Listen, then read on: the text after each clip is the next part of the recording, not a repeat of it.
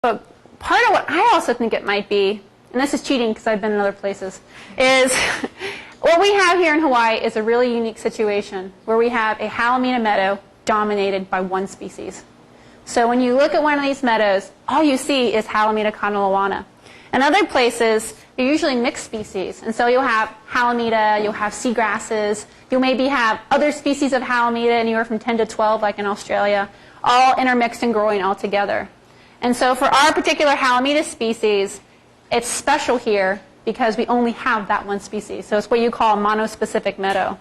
And for comparison, I wanted to find out, do we have the most productive? We do, I think, for sand, for all the types of Halimeda that grow in sand. But the highest amount that I ever found was for these two species which grow on rock. And it was a mixed rock community in Australia. And they actually have 2,234.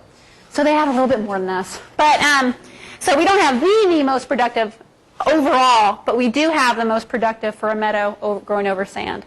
Generally, what you just need to remember that I'm going to talk about today is that basically these plants they can live at least, from right now, at least 20 months. So probably up to 2 years or more. Some of these plants are very long-lived, like trees or big thick bushes, and other plants are weedy. But they have the ability to be, again, both short-lived and long-lived. If you remove the upper part of a Halimeda plant, it's going to grow back pretty quick. So whoop, as you saw, the growth rates are pretty quick, so it can grow back. But if you take away that holdfast and get rid of that, it's like death. They're not going to just whoop, pop back up. It takes a while for they to produce those rhizoids and pop back up, or for sexual reproduction to happen and new plants to settle. You don't want to keep disturbing these meadows, or else you're really going to have an impact. And so one thing that we don't really know about is, because everyone assumes, oh, it's just the sand. Who cares about the sand?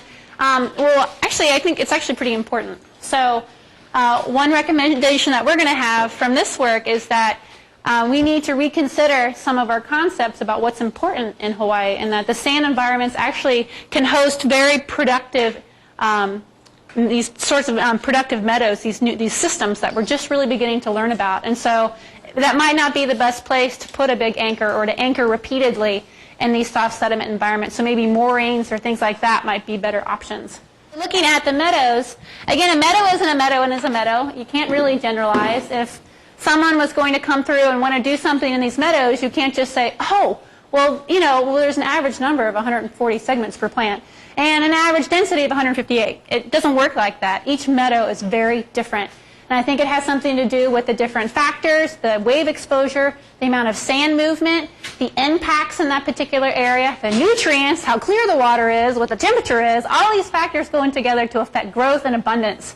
And so you really can't generalize about these meadows. And it's funny because when you go and you look at them, they all kind of look the same. But they're actually really, really different. And then finally, they produce a lot of sand. They're really productive. They have an average growth rate of about 12% over an 8-day period. And they make over 800 grams of calcium carbonate per meter squared per year. So the next step would be to figure out, well, what's making all this sand? Where did it go? Is this the sand that's getting washed up onto the beaches, or is it washed in the deeper water?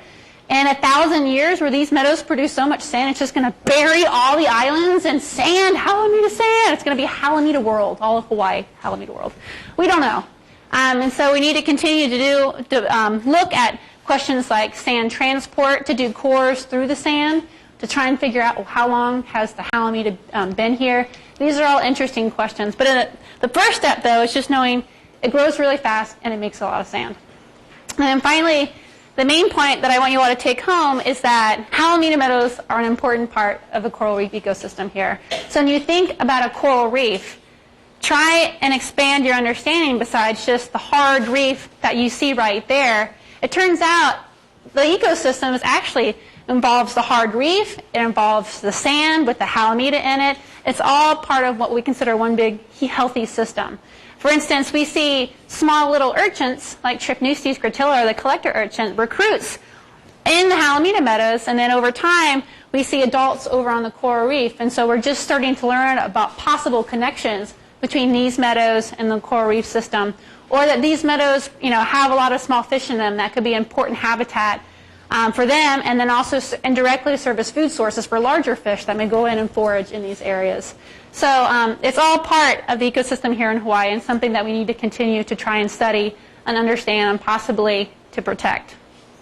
And then I just want to thank everyone who's been able to fund a lot of this work. Again, Skippy, I had a friend come out and help me dive from UC Berkeley, Mark Vermey and Megan Daler with UH, Donna Brown at Maui Community College, Matt, who's here helping me out, Laura Colgan, who's an intern that came from Western Washington University, Ryan O'Connell and Linda Prescott from University of Hawaii, my fellow co-PIs on the project, Celia Smith, Frank Sansone, and Rich Hodgson, who's here.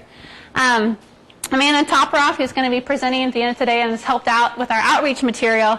And finally, our Deep Limu team, who we took the rebreathers and were able to do all these studies here in these meadows. But thank you very much.